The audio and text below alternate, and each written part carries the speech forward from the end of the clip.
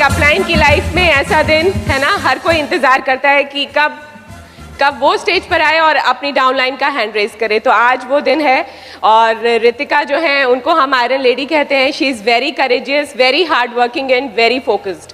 और आज हमें पूरा विश्वास है उनकी स्टोरी सुन के आप हर कोई अपनी सीट पर डायमंड जाने का डिसीजन लेकर जाएगा। और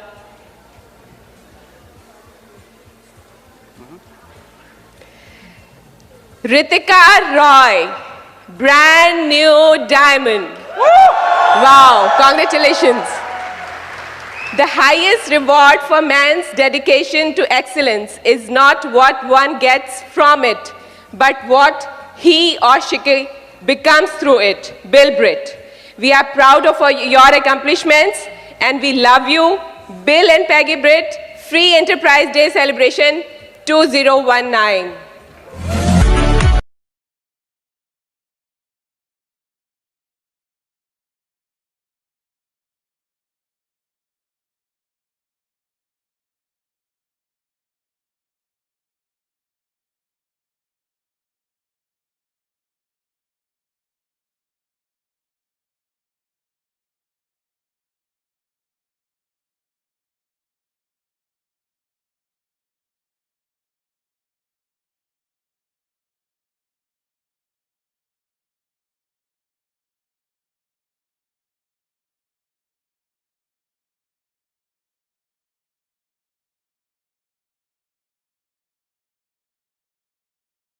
नमस्कार। बस ये आगे वालों के लिए नमस्कार था। Good morning to everybody. ये फ्लैग मेरा नहीं है, ये आपका है। Good morning. एक बार गुड मॉर्निंग ऐसे बोलिए कि ये फ्लैग आपको मिला है। Good morning. यस, ये तो हम रिप्रेजेंट कर रहे हैं। ये फ्लैग तो हर किसी के लिए है। नमस्कार, मेरा नाम रितिका है और अगर मैं अपने बारे में बात करूं तो बचपन से बहुत ज़्यादा एम्बिशियस थी मैं। शुरू से मुझे लगता था कि मैं कुछ कर सकती हूं। और अगर मैं बात करूं अपनी, तो मेरे फादर ने एक बार मुझे बोला कि देखो उसका जो बच्चा है ना वो कितना अच्छा करता है, इसको स्कॉलरशिप मिलती है, तुम क्या कर रही हो? मैंने कहा बस अगर मैं ये दिला दूँ तो खुश हो जाओगे? बोले हाँ। मैंने कहा ठीक है। और मैंने थ्रू आउट स्कॉलरशिप से पढ़ाई करी just to make my father happy. अगर मैं अपनी और बात करूं तो मैं दिल्ली टॉपर हूं NIIT से। अगर मैं अपनी बात करूं तो मैंने 8 साल का डिप्लोमा किया हुआ है कथक में और I am a national winner. और मैं बैडमिंटन की भी नेशनल विनर हूं। और अगर मैं बात करूं मैंने इंग्लिश ऑनर्स किया हुआ है। और ये सारी चीज़ें मैं कर रही थी क्योंकि मुझे ये लगता था कि जितना ज़्यादा चीज़ें मैं कर लूँगी तो मेरे को बहुत अच्छा जॉब मिल जाएगा, बहुत कुछ मैं आगे कर पाऊँगी। करते करते करते करते करती जा रही थी मैं। और उसके बाद से फिर मुझे लगा कि चलो मैं टीचिंग में चली जाती हूँ। मैंने टीचिंग की जॉब ज्वाइन करी। जब मैंने टीचिंग की जॉब ज्वाइन करी मैंने 9 साल जॉब किया। 7 साल वहाँ पर बेस्ट टीचर लिया मैंने और मैंने रेवाड़ी में जॉब किया। तो ये सारी चीज़ें जब मैं कर रही थी तो एक दिन मेरे फादर आके बोलते हैं कि यार तुम ना jackal of everything master of nothing. मैंने कहा यार ये कमाल है।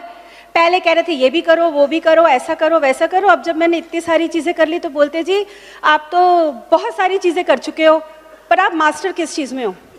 Thanks God. तो सबसे पहले मैं ईश्वर को थैंक्स करूँगी क्योंकि बिजनेस अपॉर्चुनिटीज़ सबके पास आती है बट ईश्वर यहाँ बैठे जितने भी लोग हैं और मेरे जैसे लोगों के ऊपर एक ब्लेसिंग करता है, एक ऐसे हाथ रख के बोलता है कि ये तुम्हारा मौका है, तथास्तु, और जाओ इस बिज़नेस में आगे बढ़ जाओ। तो ये आपके साथ भी हो सकता है। अगर मैं बात करूँ ईश्वर के बाद तो जिनके कारण मैं यहाँ खड़ी हूँ, मेरे माँ बाप, मेरे माता पिता, वो नहीं लाते इस दुनिया में तो मैं आपके सामने थोड़ी खड़े होकर बात कर सकती थी। सो मैंने अपने पेरेंट्स से बहुत कुछ सीखा। मेरे father he is a CA, मेरी मदर जो हैं वो भी बिज़नेस करती थी। और अगर मैं उनकी बात करूं तो मेरे फादर से मैंने हार्ड वर्क सीखा है। मेरे फादर का एक बार एक रोड एक्सीडेंट हुआ, वो 3 साल के लिए बेड पर आ गए। हमें लगा सब, हम लोग बहुत बहुत बहुत रिच फैमिली से बिलोंग करती हूँ मैं। मेरे फादर का रोड एक्सीडेंट हुआ, उसके बाद हमें लगा कि सब कुछ ख़त्म हो गया क्योंकि 3 साल के लिए वो बेड पर आ गए। जिस कंपनी की वो कुर्सी पर बैठे थे वहाँ पर टॉप 3 मतलब कंपनी डिसीजंस लेती थी उनके कहने पर, आज वो उनकी जॉब चली गई। तो तो मैंने समझा कि यार कुछ और करना पड़ेगा। मेरे फादर ने उस वक्त मुझे एक ही बात बोला, मैं यहाँ था, मैं नीचे गिरा हूँ, लेकिन मैं वापस चढ़ जाऊँगा। आज मेरे फादर भिवाड़ी में रहते हैं और बहुत अच्छा पैसा कमाते हैं वापस से। मैंने अपनी मदर से प्रेयर सीखा कि अगर हम प्रे करते हैं किसी भी चीज़ के लिए, अगर हम ईमानदारी से प्रे करते हैं तो चीज़ें हमें मिलती हैं। वो हर बात में कहती थी, जो हो रहा है ना सब ठीक है, जो हो रहा है ना सब ठीक है। मैं उनको बोलती थी, आप ऐसे क्यों बोलते हो? बोले, तो दुखी होने से क्या हो जाएगा, ये कहते रहो सब ठीक है, सब ठीक है, सब ठीक है, हो जाएगा सब कुछ ठीक। तो वो चीज़ मैंने उनसे सीखी। और अगर मैं आगे बात करूं, वो तो मेरे माता पिता हैं जिनके कारण मैं इस दुनिया में आई, और मेरे एक और माता पिता हैं जिनको मैं पेरेंट्स भी बोलती हूँ, बड़ा भाई भी बोलती हूँ। उनकी वाइफ मेरी बहुत अच्छी फ्रेंड भी है, none other than Dharmendra and Meenakshi Rani. मैं चाहूंगी इससे ज्यादा जोर से ताली बजा सकते हैं आप मेरे मेंटर के लिए। बेस्ट मेंटरशिप वो हमें देते हैं, जो मुझे इस बिजनेस में लेकर आए थे बलजीत भैया। अगर वो ये बिजनेस नहीं दिखाते तो मुझे पता ही नहीं चलता कि ऐसा भी कुछ दुनिया में है। अगर मैं उनके आगे बात करूं तो बहुत बहुत बहुत अच्छे मेंटरशिप प्रोग्राम के अंदर मैं चल रही हूं। और अगर मैं उनकी और आगे बात करूं तो आप सोच के देखो कि वर्ल्ड के नंबर 1 क्राउन कपल,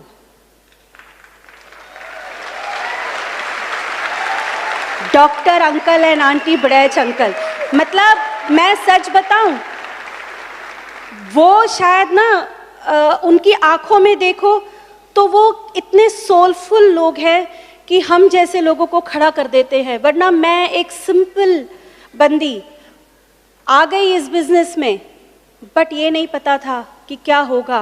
बट ऐसा मेंटरशिप प्रोग्राम जॉब में नहीं मिलता। मेंटरशिप प्रोग्राम मैंने किया है, जॉब में मेंटरशिप प्रोग्राम नहीं मिलता। और अगर एक और नाम मैं लूँ, मुझे बहुत अच्छे लगते हैं, सरबजीत जी एंड कमलजीत कौर। मतलब भैया का जब भी फ़ोन आ जाए ना मेरे पास में, मुझे बहुत अच्छा लगता है, क्योंकि वो बड़े प्यार से बात करते हैं।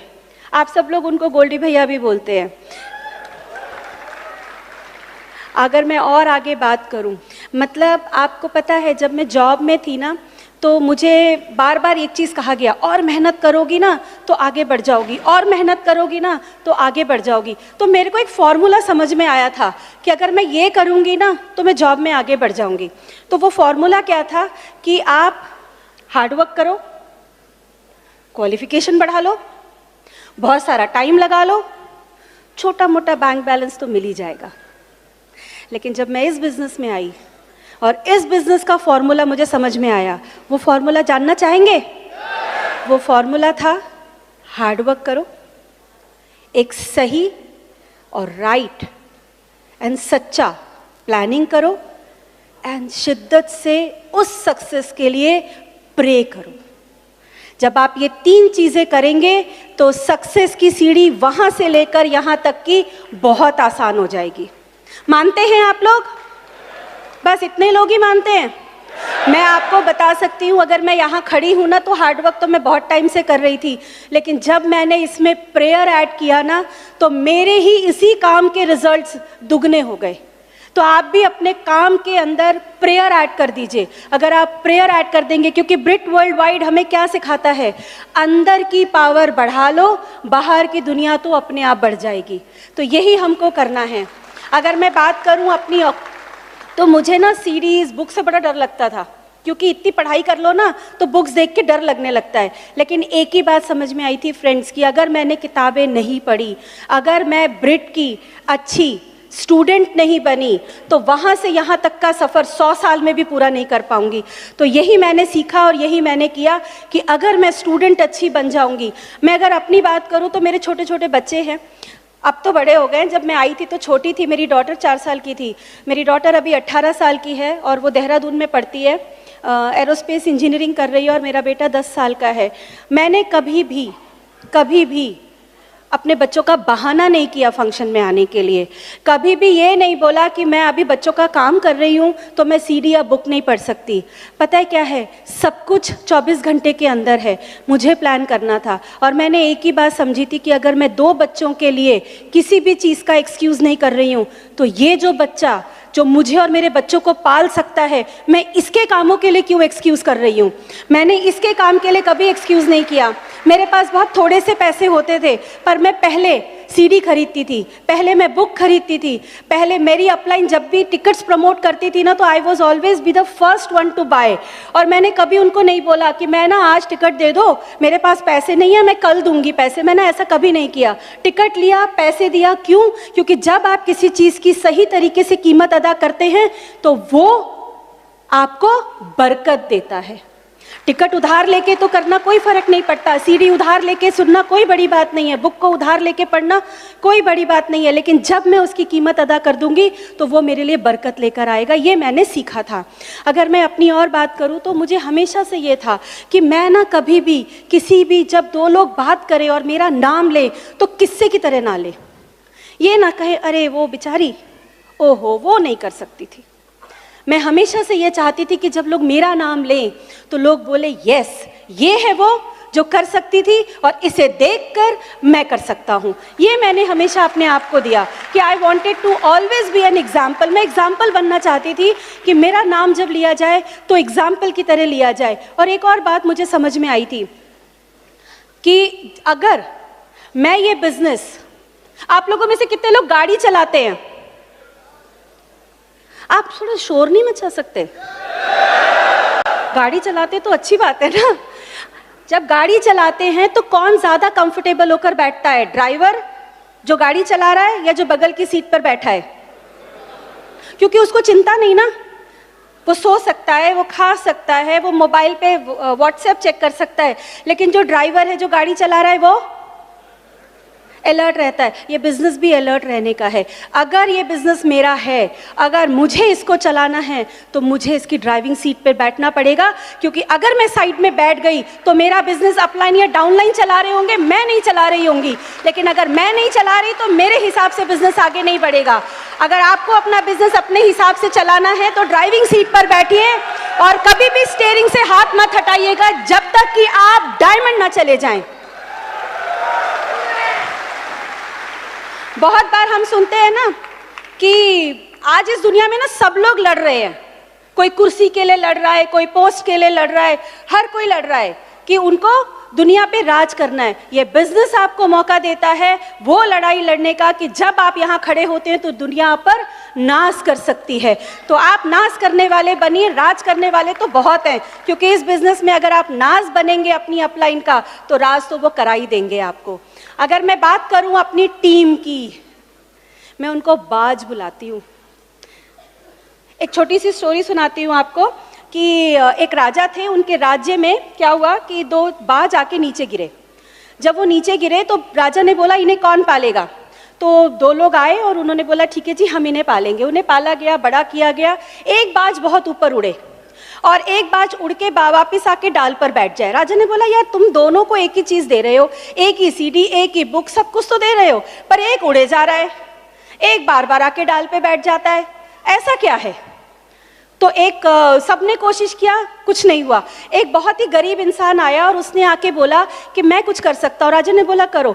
और जब उसने कुछ किया तो वो बाज उड़ने लगा। पता है उसने क्या किया? उसने वो डाली काट दी जिस पे वो बाज बैठ सके। तो यहाँ पर भी मेरी जो ऑर्गेनाइजेशन है, मेरे जो प्राउड बाज हैं, उनके लिए मुझे नहीं डाली काटनी पड़ी, उन्होंने अपनी डाल खुद काट दी कि हम चल रहे हैं, आप हमारे साथ हैं, हम कामयाब होके दिखाएंगे। सो अगर मैं अपने बाजों की बात करूं तो सबसे पहले बाज की अगर मैं बात करूं तो मेरी बहुत अच्छी दोस्त हैं वो, उनका नाम है दीपाली और उनके हस्बैंड का नाम है रोहित। और अगर मैं उनके नीचे बात करूं तो राकेश मीनाक्षी। एक इतना बड़ा बिजनेस लेकर एक कपल आया मेरे पास में, पंकज एंड विधि। सोचो कई बार हम बोलते हैं ना कि मेरी तो बुरे पास तो टाइम नहीं है, मैं कर नहीं सकता। मेरी टीम में ना 2 ऐसे प्लैटिनम्स हैं जिनके शिफ्ट ही हमेशा रात को होती है। वो रात को जाते हैं 2 बजे और सुबह आते हैं 12 बजे।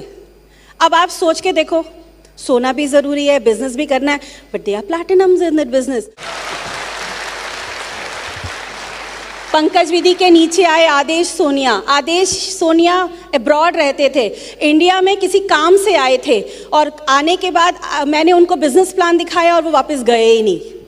Power of the business, it was not my power, it was power of business, it was power of breed system जिन्होंने उनको रोक दिया, क्योंकि उन्हें पता चल गया था कि अगर वो वहाँ जाएंगे तो इतना सा इनकम बढ़ा सकते हैं, लेकिन अगर यहाँ टिक के इस एजुकेशन सिस्टम और एमवे के साथ जुड़कर काम करेंगे तो इतना बड़ा बिजनेस खड़ा कर सकते हैं। And they have a huge business. उनके नीचे प्लैटिनम है आशीष स्वाति, अभी ये सब बैंकॉक से घूमकर आए हैं। उनके नीचे Badal Shruti architect couple running their own company, इतना बिजी कपल।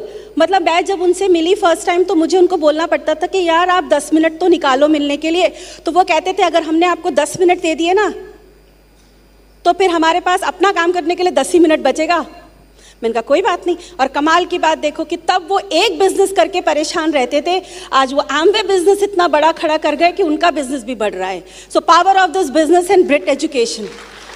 अगर उनके नीचे बात करूं तो राकेश मीनाक्षी, अगर मैं उनके नीचे बात करूं जेपी हेमलता, और इस मेरी फ्रेंड ने दीपाली ने एक इतनी बड़ी ऑर्गेनाइजेशन खड़ी की जिसमें एक फाउंडर एमरल्ड निकल कर आए जिनका नाम है जितेंद्र एंड प्रीति।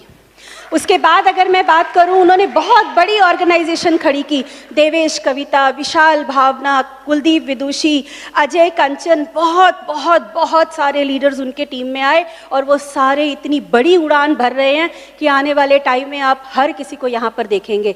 अगर मैं अपनी दूसरी ऑर्गेनाइजेशन की बात करूँ तो जब वो इस बिज़नेस में आए थे ना तो हम बोलते थे कि अगर ये थोड़ी देर चुप बैठ जाएं तो हम मीटिंग कैरी कर लें, लेकिन धीरे धीरे करते करते इतना बड़ा बिजनेस खड़ा कर दिया उनका नाम है समय सिंह एंड सोमवती।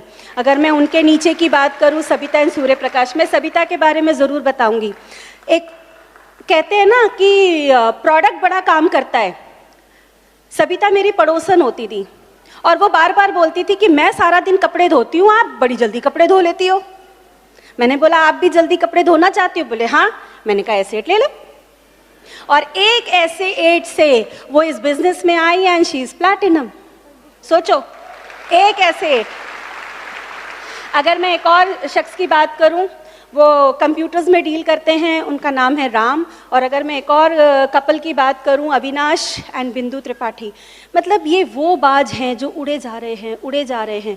और कमाल की बात है कि इन्होंने मेरा हाथ ऐसे पकड़ रखा है कि इनकी उड़ान में मैं इनका साथ दे पा रही हूँ। अगर मैं अपनी अगली ऑर्गेनाइजेशन की बात करूँ, अंजू जोशी। आप लोग बोलते हैं ना कि टाइम नहीं है, आपको भी बहुत लोग बोलते होंगे ना टाइम नहीं है। ये बंदी 9 to 6 जॉब करती है गवर्नमेंट जॉब में, पर प्लैटिनम चली गई। क्यों?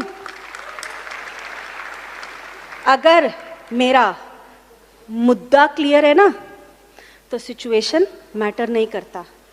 अगर मैं लोगों से जाके सिचुएशन डिस्कस करूंगी तो मुद्दा छोटा हो जाएगा, लेकिन अगर मैं लोगों से जाके मुद्दा डिस्कस करूंगी ना तो सिचुएशन गायब हो जाएगा। तो ये वो लीडर है मेरी।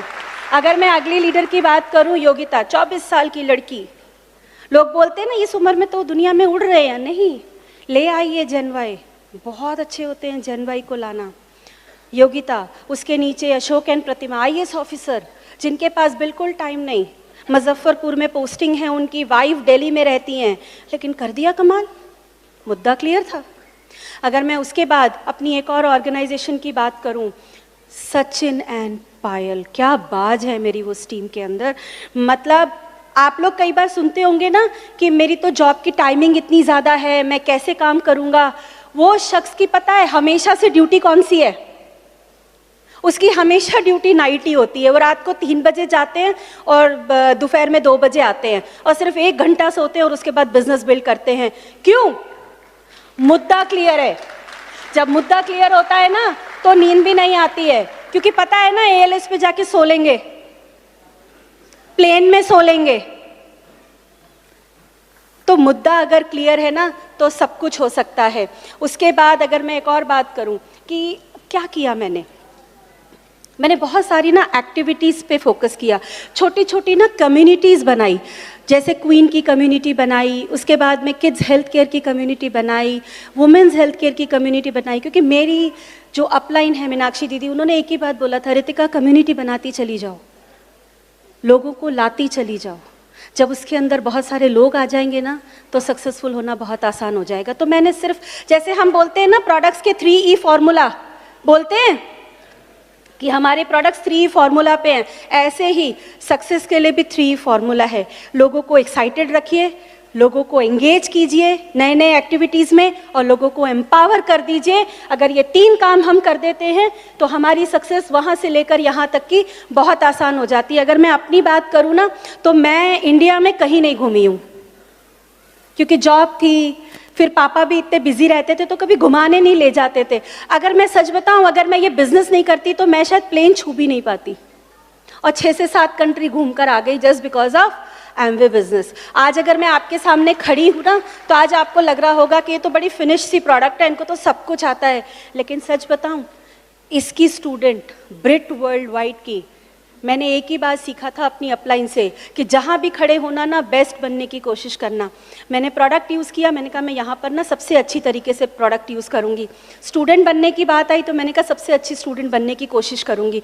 अभी तो मैंने जर्नी स्टार्ट की है, अभी तो पहला पैर रखा है स्टेज पर, अभी तो बहुत लंबी जर्नी जाना है, लेकिन तभी होगा जब अच्छे स्टूडेंट बनी रहूँगी और अच्छी ग्राहक बनी रहूँगी, और ज़्यादा से ज़्यादा लोगों को अच्छा स्टूडेंट बनाऊँगी और अच्छा कस्टमर बनाऊंगी। क्योंकि पता है दुनिया में बहुत अच्छी क्वालिटी प्रोडक्ट्स हैं। मैंने कभी प्रोडक्ट्स को इसलिए नहीं यूज़ किया कि वाह क्या क्वालिटी है, मैंने इसलिए यूज़ किया कि जब मैं कपड़े धोती थी तो मुझे ये पता चल जाता था कि इतने घरों में धुल रहा है, कैलकुलेटेड बाय इतने, तो इतने पैसे आ गए।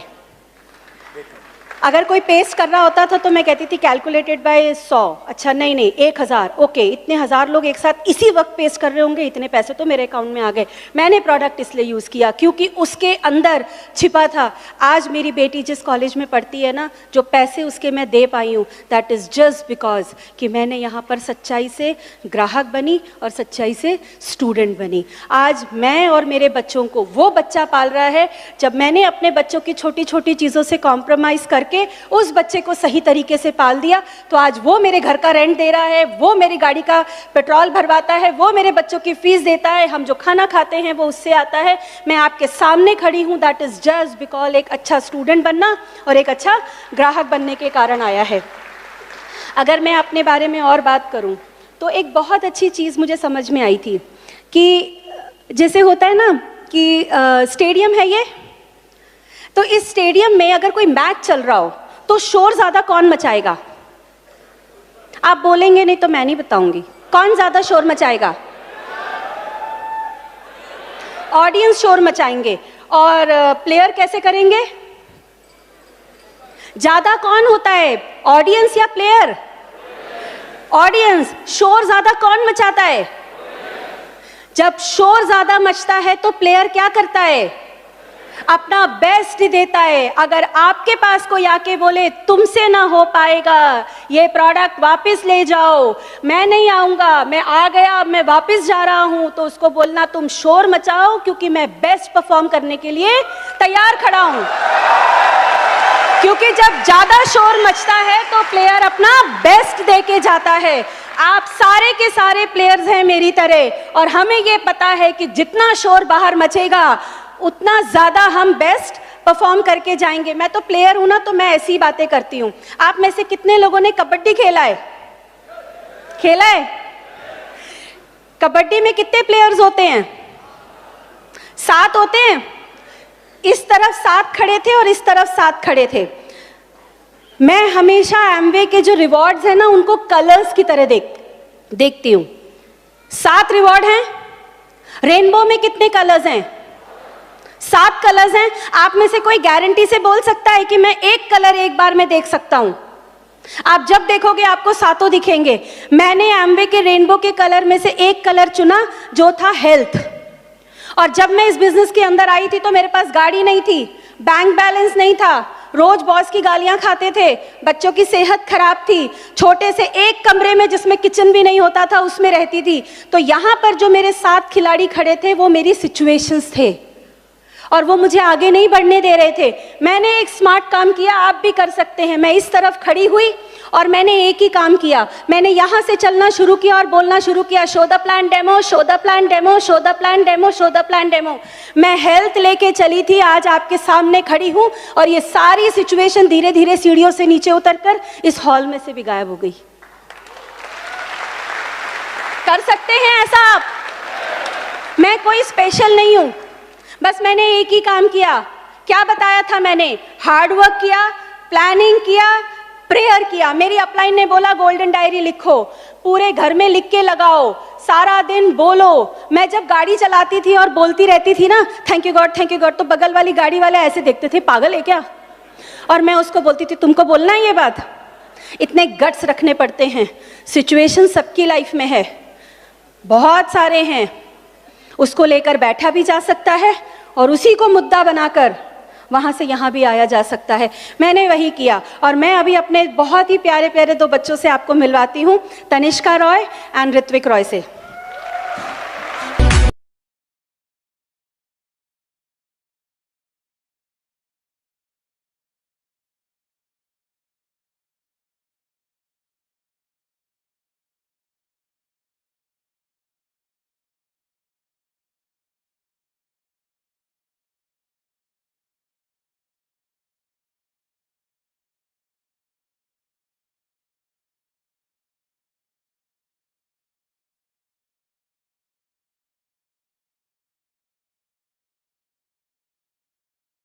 नाम तनिष्का रॉय है। I am in my first year B Tech aerospace engineering and मैं रहती देहरादून में हूँ, बट मैं सिर्फ A7 के लिए आई थी अपने घर। And I love my mom, उन्होंने बहुत मेहनत करी है यहाँ तक पहुँचने के लिए। आप उनसे प्लीज़ मोटिवेशन लो, बिकॉज मैंने वही किया। मेरी पढ़ाई बहुत मुश्किल मानी जाती है एंड उन्होंने मुझे बहुत मोटिवेट किया एंड दैट्स वाई आज मैं यहाँ पे खड़ी हूँ। I love you very much, I am proud of you. And भाई, ये मेरा भाई है। हेलो, मेरा नाम ऋत्विक है, मैं 10 साल का हूँ और मैं बहुत खुश हूँ कि हम लोग आज डायमंड रॉय में। और मैं ये कहना चाहूँगा, मेरी मम्मा मेरी मेंटर है। I love her, I am so proud of her.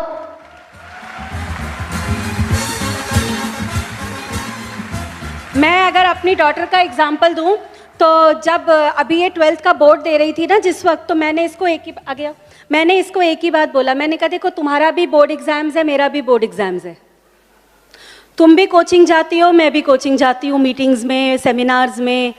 तो मैंने कहा देख भाई, तू अपनी कोचिंग पे फोकस कर, मैं अपनी कोचिंग पे फोकस करूँगी। एंड कमाल की बात देखो कि हम दोनों ने अपनी अपनी कोचिंग पे फोकस किया and she got 92% in 12th। और मैं आपके सामने खड़ी हूँ। जिस कॉलेज में ये पढ़ती है वहाँ इसको 50% स्कॉलरशिप मिला। That is just because of Brit education. ये मेरे बच्चे ना सच में ब्रिट और एमवे का कॉम्बिनेशन है। आपके सामने ये खड़ी है, प्यारी लग रही है। आप सोच के देखिए, जब ये 4 साल की थी ना तो ये बोल नहीं सकती थी, चल नहीं सकती थी। डॉक्टर्स ने कहा था ये 12 साल तक जिएगी। She is in front of you. Thanks बोलिएगा अगर आपको ये मौका मिला है एमवे और ब्रिट का।